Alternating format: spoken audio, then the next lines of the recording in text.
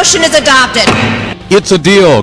Congress approves an historic bailout bill, but is it a big enough Band-Aid to fix the ailing economy? We have acted boldly to help prevent the crisis on Wall Street from becoming a crisis in communities across our country.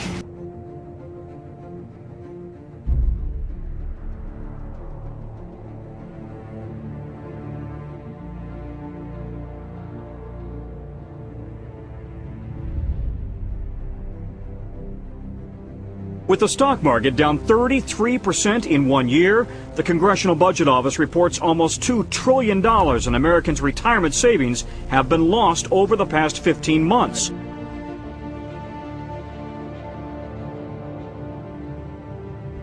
It's about the people who need those services and that credit. It's about people retiring who need to have assurances about the value of their investments and their assets. Again, I think if this is not done, that it will be of significant adverse consequences for the average person in the United States.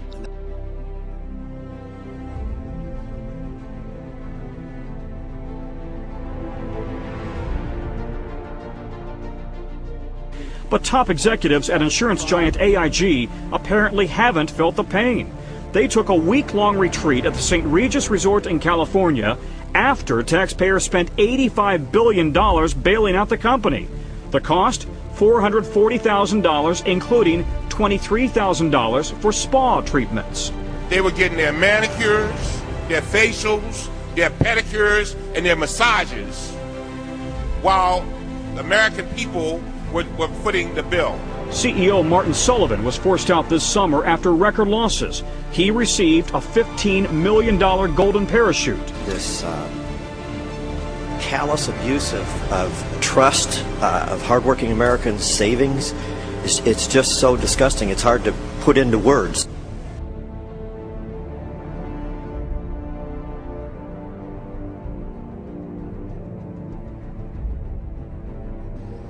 Mr. Secretary, when do you expect our economy to finally hit bottom? In terms of your specific question, I don't have an answer for you there, other than to say that which is where Duke started off, which is, you know, our economy. You know, we're a strong entrepreneurial nation. We're a rich nation. We have the resources. We have the tools to deal with this. My focus is really on the financial system stability and getting credit flowing again, because that's going to be the key. When credit is flowing, when the credit markets away from the banks are working, we will have a stronger economy, and housing, you know, the housing prices stabilize. And so I think we're going to have some challenging months in here, but we're going to work through this. But I can't give you a date. Yeah, yes, sir. It was a frantic day down here, and while the markets did manage to rally back, the Dow still closed below 10,000 for the first time in 4 years. It's now fallen nearly 30% since then. Agonized investors sent stocks plunging once again Wednesday. Two disheartening reports convinced Wall Street that a recession, if not already here, is inevitable. Stocks quickly tumbled following that statement and accelerated in the last hour of trading, wiping out most of Monday's record gains. The Dow Jones Industrial Average plunged 733 points to close at 8,578. Broader indexes also were pummeled. The S&P 500 closed down 90 points at 908, and the Nasdaq dropped 151 to end the day at 1,628. Investors apparently have come to believe that Monday's response to the government's plan to invest $250 billion in banks was overdone, and that much more needs to be done to revive the economy.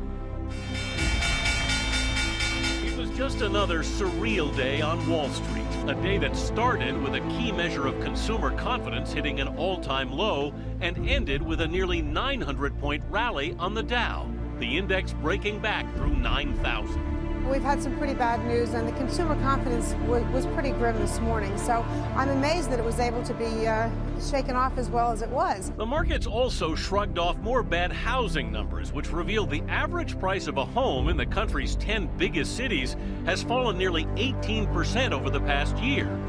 But Wall Street may have been looking forward to the Federal Reserve, which is expected to cut interest rates tomorrow. A litany of bad economic news has snuffed out Wall Street's 5-day rally as investors realize anew how troubled the U.S. economy really is. Confirmation that the nation's in a recession, the Dow Jones Industrials average fell 680 points.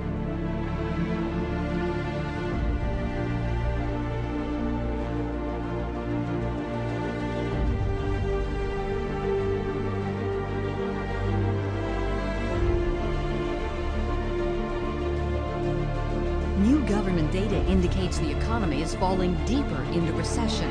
Consumer prices plunged in November by 1.7%, the largest amount on records going back 61 years. The most difficult reminder that we're in a recession came this week in the form of new job loss numbers. Weekly jobless claims hit a 26-year high, with companies quickening the pace of cuts. The job market is in complete disarray. Bank of America will drop up to 35,000 positions over 3 years. The world's third largest mining company, Rio Tinto, 14,000 jobs. Sony, 8,000, and Yahoo, 1,500.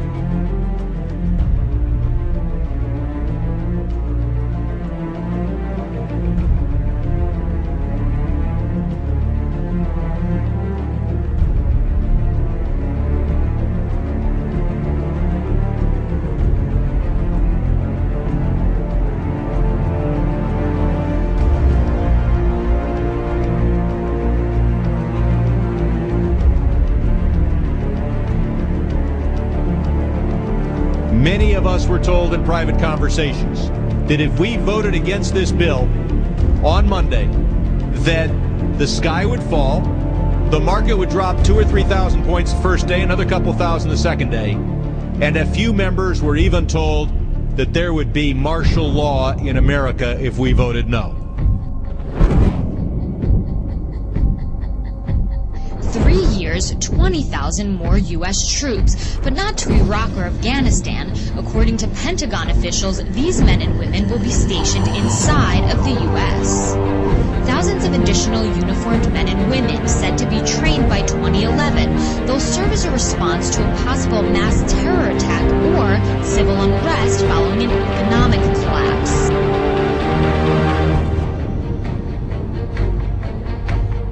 So how concerned are Americans about this?